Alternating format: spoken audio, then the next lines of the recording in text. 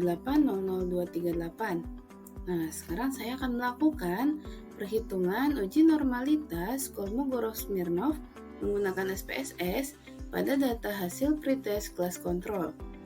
Nah, telah diperoleh data dari sampel sebanyak 10 orang pada mata pelajaran IPA kelas 5. Nah, berikut akan digunakan uji normalitas Kolmogorov-Smirnov untuk menentukan apakah data tersebut ditarik dari populasi yang berdistribusi normal atau tidak dengan menggunakan alfanya 5% atau 0,05. Nah, pertama-tama kita copy terlebih dahulu data ini, data tabel, ke dalam Excel.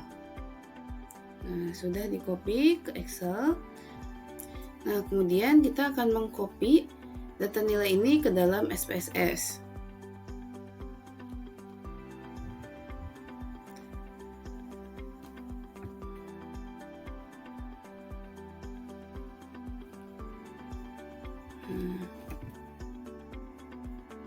Ubah namanya.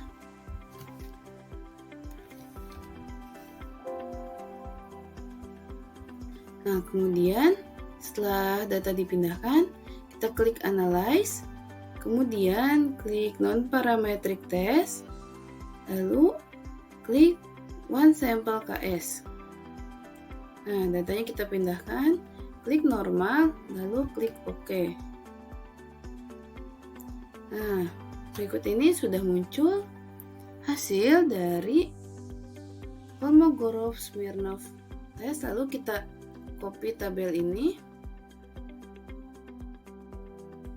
ya, lalu masukkan ke Word.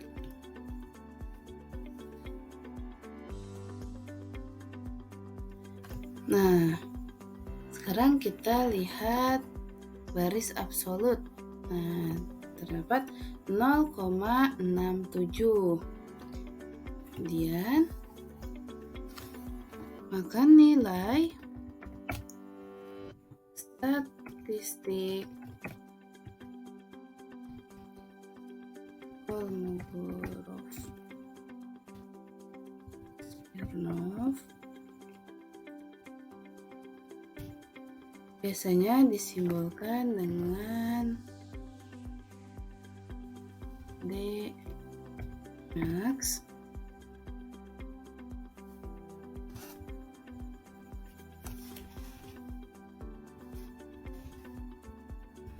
adalah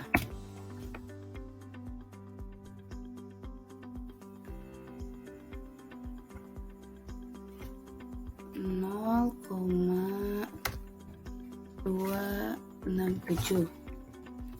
Kemudian nilai dari nilai kritis dari Kolmogorov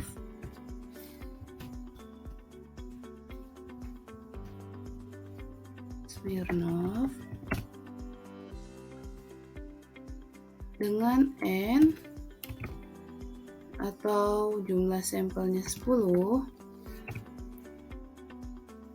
dan tingkat signifikasi alfanya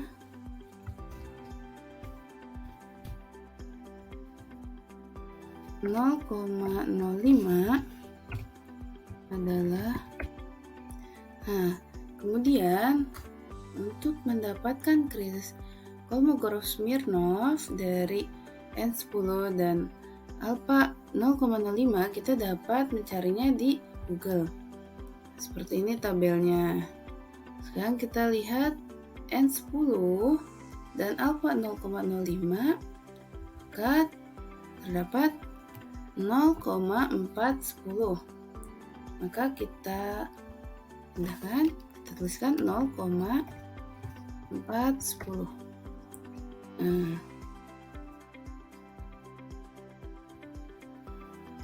Nah, pengambilan keputusannya jika D maksnya lebih kecil dari D kritis,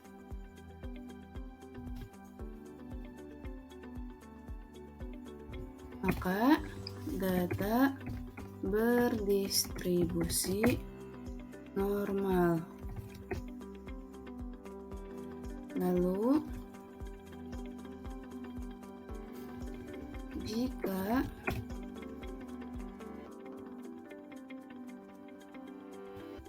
D max-nya lebih besar dari D kritis,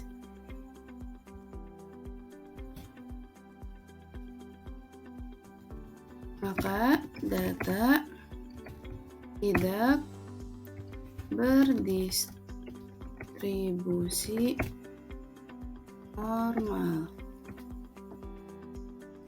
Nah, sekarang D max yang diperoleh yaitu 0,267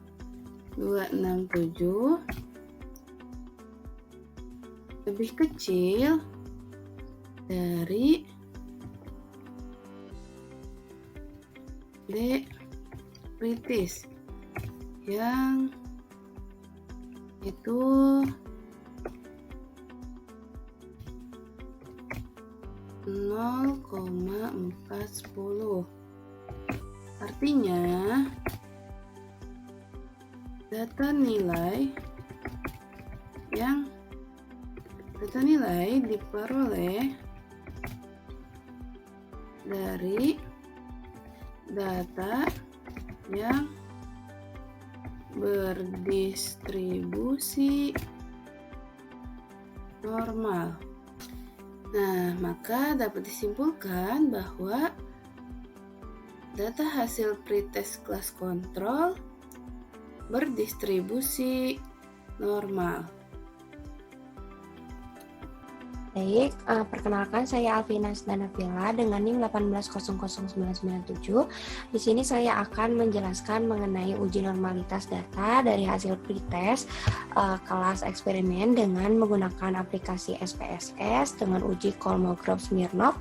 Dengan tahap awal kita harus mempunyai data dari pretest kelas eksperimen itu tersebut. Kita cantumkan kepada Microsoft Excel, lalu kita kopas nilai dari hasil pretest tersebut. Kemudian kita buka aplikasi SPSS-nya. Nah, kita tunggu sampai terbuka aplikasinya. Nah, untuk bagian ini kita langsung close saja.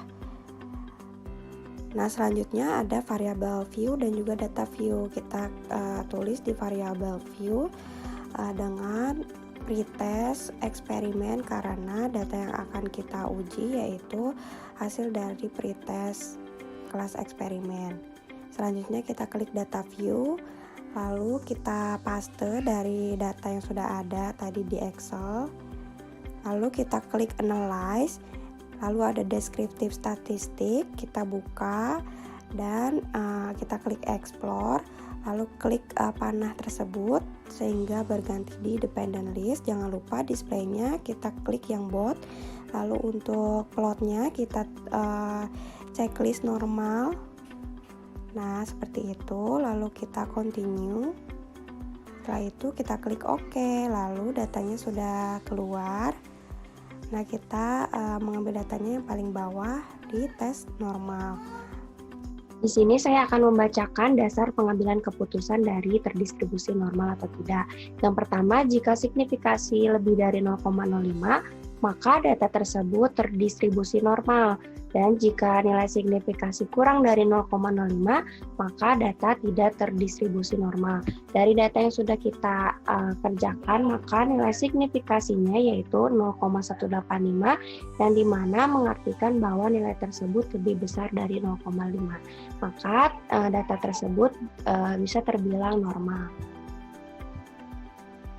Bismillahirrahmanirrahim. Perkenalkan, saya Dewa Putri Umma akan menjelaskan mengenai uji normalitas data hasil proses menggunakan uji Kolmogorov-Smirnov menggunakan aplikasi SPSS.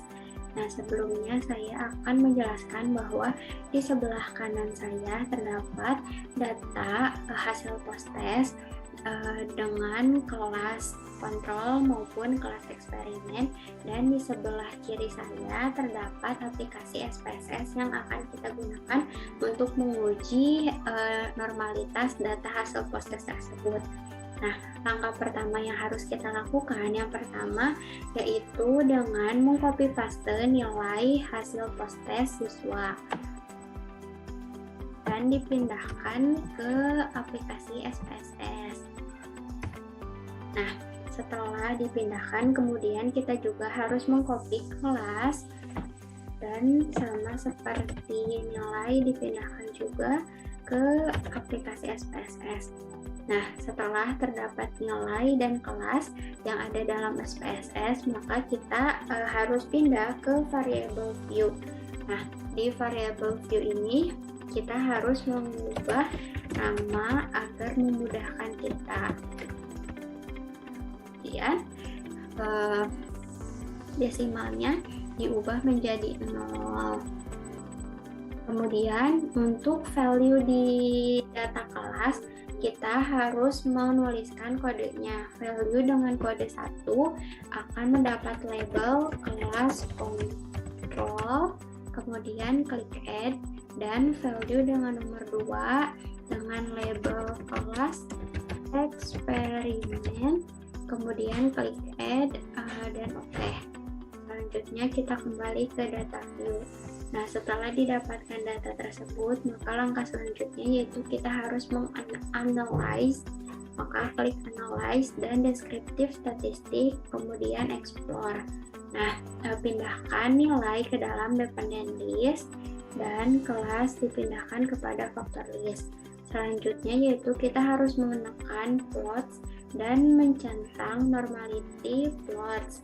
Kemudian klik continue dan pastikan displaynya itu bold, lalu klik OK. Nah, setelah ini didapatkan hasil seperti ini. Nah, kita mendapatkan hasil test of normality. Nah, dalam tes tersebut didapatkan nilai dengan signifikasi 0,02 di kelas kontrol dan nilai 0,087 untuk kelas eksperimen. Nah, selanjutnya kita lihat dasar pengambilan keputusan. Yang pertama, jika nilai signifikasi lebih besar dari 0,05 maka dinyatakan data tersebut berdistribusi normal. Sedangkan jika nilai sign lebih kecil dari 0,05 maka data tersebut tidak terdistribusi normal.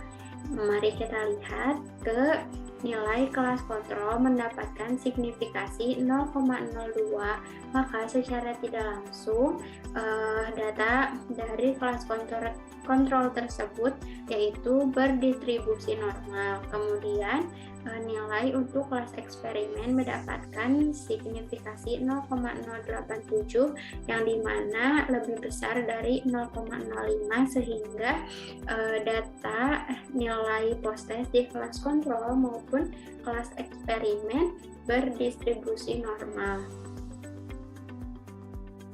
Sekian dari saya. Wassalamualaikum warahmatullahi wabarakatuh. Baik, selanjutnya yaitu ada uji homogenitas. Nah, setelah sebelumnya itu uji normalitas dan sekarang kita akan menguji apakah data tersebut berdistribusi homogen atau tidak. Nah, uji homogenitas ini yaitu pengujian mengenai sama tidaknya dua variabel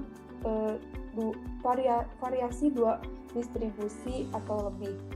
Nah, di sini sebelumnya untuk menguji homogenitas kita buka terlebih dahulu aplikasi SPSS. Nah, di sini saya menggunakan SPSS 23. Nah, sebelum kita masuk ke SPSS ini, kita harus memasukkan data terlebih dahulu ke aplikasi Excel. Nah, setelah didapat datanya seperti ini, di sini saya akan menghitung atau menguji uji homogenitas pada hasil belajar pretest.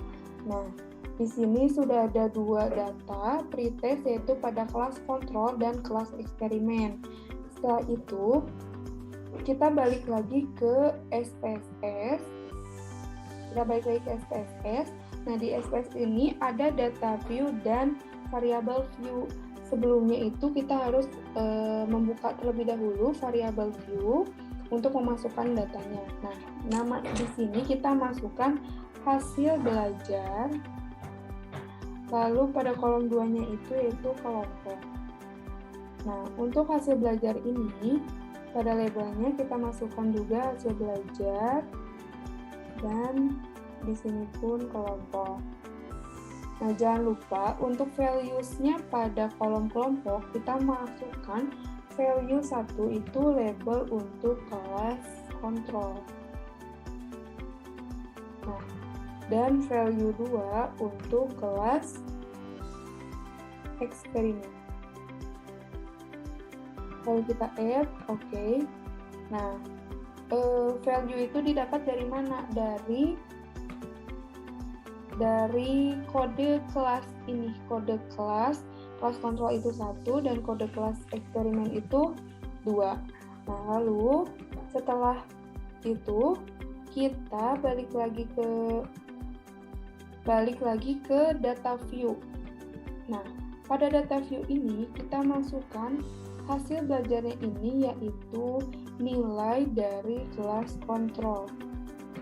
Nah, kita copy saja nilai pretestnya karena kita akan melihat data tersebut homogen atau tidak pada hasil belajar siswa pada nilai pretestnya.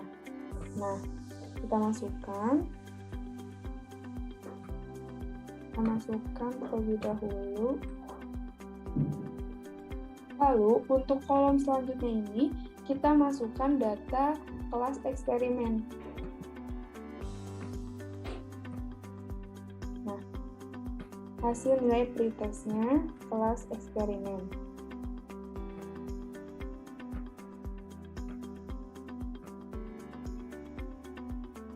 Nah, untuk kelompoknya ini, karena tadi kita sudah memasukkannya 1 dan 2, maka kelompoknya ini kita masukkan kelas kontrol.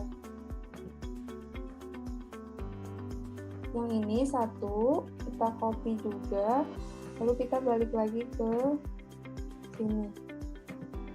Kita masukin, dan untuk kolom selanjutnya itu kita masukkan kode kelas eksperimen, yaitu 2, kita copy saja.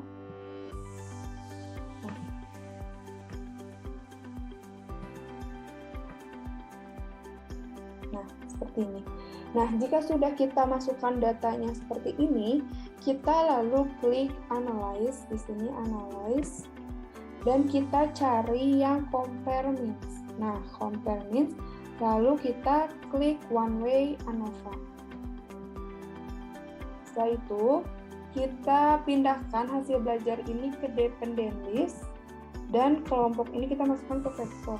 Nah, karena kita akan melihat dan menguji homogenitas, maka kita klik option terlebih dahulu, lalu kita checklist homogeneity of variance test, continue, lalu OK. Nah, setelah didapat hasilnya itu yaitu kita lihat pada kolom test of homogeneity of variance. Nah, pada kolom ini kita lihat di bagian sig atau signifikansi, dan hasil yang didapat yaitu 0,7. Nah, kita balik lagi ke Excel. Nah, untuk menentukan data tersebut homogen atau tidak, di sini ada kesimpulan data. Nah, kesimpulan datanya itu, jika nilai signifikansi lebih dari 0,05, maka distribusi data adalah homogen. Dan jika nilai signifikansi kurang dari 0,05, maka distribusi data adalah tidak homogen. Nah, kita lihat bahwa hasil yang didapat itu yaitu hasil yang lebih dari 0,05. Maka data nilai hasil belajar pretest siswa itu didapat homogen. Nah, sekian demonstrasi yang bisa saya sampaikan. Kurang lebihnya mohon maaf. Wabillahi taufiq wal hidayah. Wassalamualaikum warahmatullahi wabarakatuh. Assalamualaikum warahmatullahi wabarakatuh. Nama saya Konita Umi Sabarni dengan NIM 1800590 dari kelas 7A PGSD. Nah, di sini saya akan menghitung uji homogenitas dari dua data, yaitu data hasil siswa dalam uji post-test di kelas kontrol dan dengan nilai hasil siswa post-test di kelas eksperimen.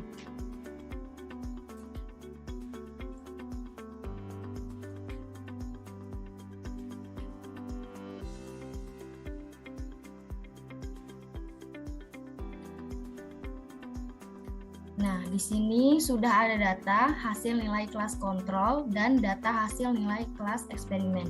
Di sini saya akan menentukan uji homogenitas antara nilai post-test kelas kontrol dengan nilai kelas eksperimen di post-test. Nah, kita ke SPSS-nya. Di sini ada data variabel, data view, dan variabel view. Kita pilih yang variabel view. Kemudian di sini kita tulis hasil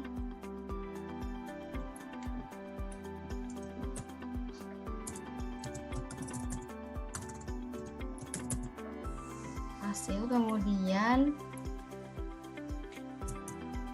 kelas, desimalnya, labelnya kita di sini hasil belajar siswa, kemudian yang keduanya kelas. Nah, di value ini pilih titik 3. Nah, di sini kita lihat dulu ke Excel-nya.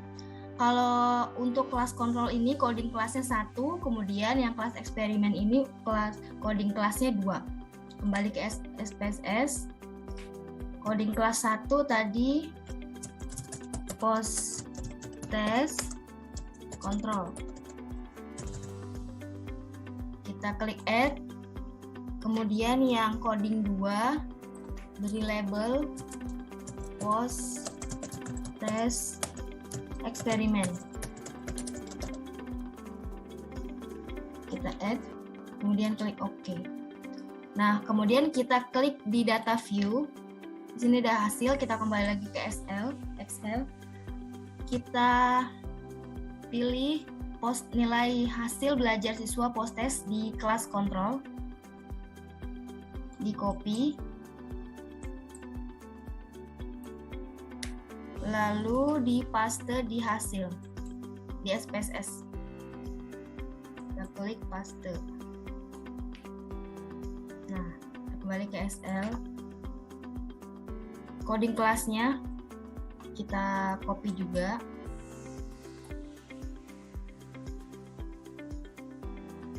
Kembali sini di kelas di paste. Kemudian kita kembali ke SL juga. Terusnya kita ke kelas eksperimen. Nilai post test kita copy semuanya. Kembali ke SPSS. Kita taruh di bawah kelas kontrol, paste. Kemudian coding kelasnya, paste, copy, taruh di bawah kelas kontrol, kita paste. Nah, kemudian seperti ini. Jika sudah seperti ini, klik analyze, pilih descriptive test statistik, kemudian pilih explore.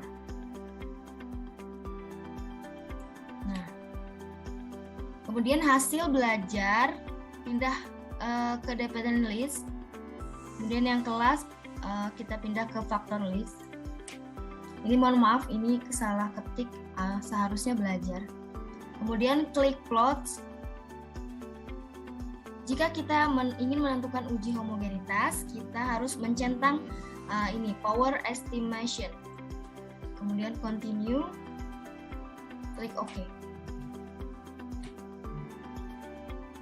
Kita tunggu hasilnya.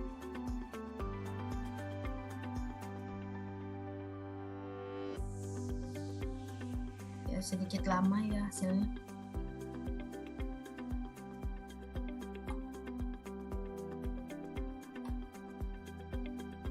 Nah, ini sudah muncul. Kita scroll ke bawah. Kita lihat tabel yang ini, test of homogeneity of variance. Nah, kita lihat di sini SINK-nya. Ada 0,339. Nah, kita coba. Di sini ada dasar pengambilan keputusan dalam uji homogenitas, yaitu yang pertama, jika nilai signifikasi atau SINK pada based on mean lebih dari 0,05, maka data tersebut homogen. Kemudian sebaliknya, jika nilai signifikasi atau SINK pada based on mean kurang dari 0,05, maka data tidak homogen. Kita lihat lagi tadi hasilnya. Hasilnya ini di SINK di data based on mean-nya, SINK-nya 0,339. Berarti menunjukkan lebih dari 0,05. Maka dapat disimpulkan bahwa data bersifat homogen, yaitu data dari hasil belajar siswa kelas kontrol dan kelas eksperimen di tes post-tes itu menunjukkan data tersebut homogen. Sekian, terima kasih. Wassalamualaikum warahmatullahi wabarakatuh. Halo semuanya, perkenalkan saya Data Aida Putri dengan nomor 1800452. Di sini saya dan juga rekan saya akan melanjutkan pemaparan materi tentang uji hipotesis. Nah, setelah kita mengetahui hasil dari uji normalitas dan juga uji homogenitas, maka langkah selanjutnya adalah dengan melakukan uji hipotesis, yakni uji paired sample t-test menggunakan SPSS yang akan dilakukan oleh rekan saya, yakni Ruri Amaliatik. Yuk kita simak penjelasannya. Baik, perkenalkan nama saya Ruri Amaliatik. Di sini saya akan memaparkan mengenai bagaimana cara menghitung uji hipotesis menggunakan aplikasi SPSS. Nah, dalam hal ini, hal yang harus kita persiapkan yaitu yang pertama, kita harus memiliki aplikasi SPSS terlebih dahulu jika kita ingin menggunakan SPSS. Nah, di sini aplikasi SPSS yang saya gunakan yaitu versi 23. Kemudian selanjutnya kita juga harus mempersiapkan data-data yang kita butuhkan, baik berupa nilai pretest maupun nilai post-test dari kelas eksperimen maupun kelas kontrol. Nah, jika sudah, maka selanjutnya kita langsung saja buka aplikasi SPSS dan data yang kita miliki.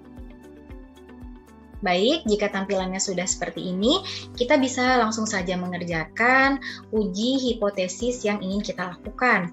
Nah, pada kolom name di sini kita bisa langsung saja menuliskan pre-X. Nah, kemudian pada kolom label kita bisa menuliskan pre-test. Eksperimen. Nah, kemudian selanjutnya pada kolom kedua kita bisa menuliskan post-X. Nah, kemudian pada kolom label kita bisa langsung menuliskan post tes eksperimen. Nah, selanjutnya pada kolom ketiga ini kita bisa langsung menuliskan pre-con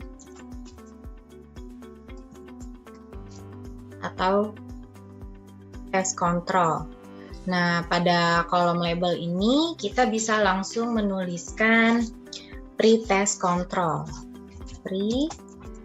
Test control. Nah, selanjutnya pada kolom keempat kita bisa langsung saja menuliskan post-con.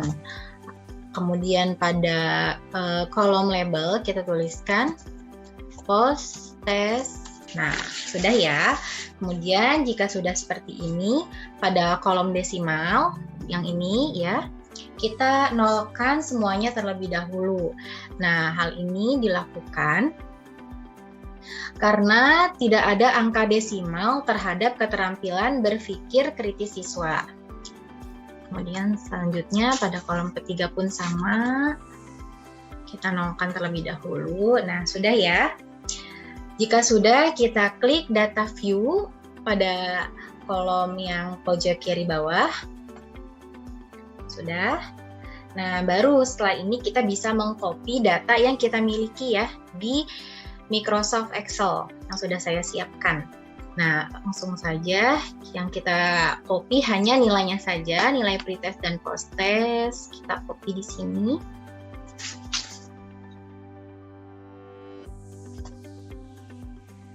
Kita paste, pindahkan. Nah, selanjutnya sama. Pada kolom pretest dan juga posttest. Pada kelompok kontrol di sini kita copy juga nilainya. Kemudian di paste. Nah, sudah ya. Maka tahap selanjutnya yang dapat kita lakukan yaitu kita klik Analyze, kemudian klik Compare Means, kemudian kita pilih yang bagian Paired Sample T-Test. Ya. Sebentar.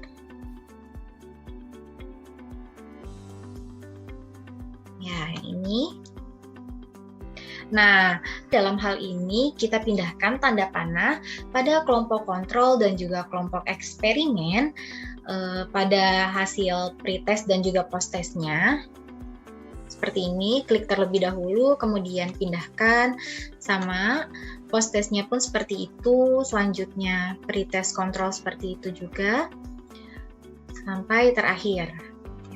Jika sudah, kita klik option yang ada di bagian pojok kanan atas.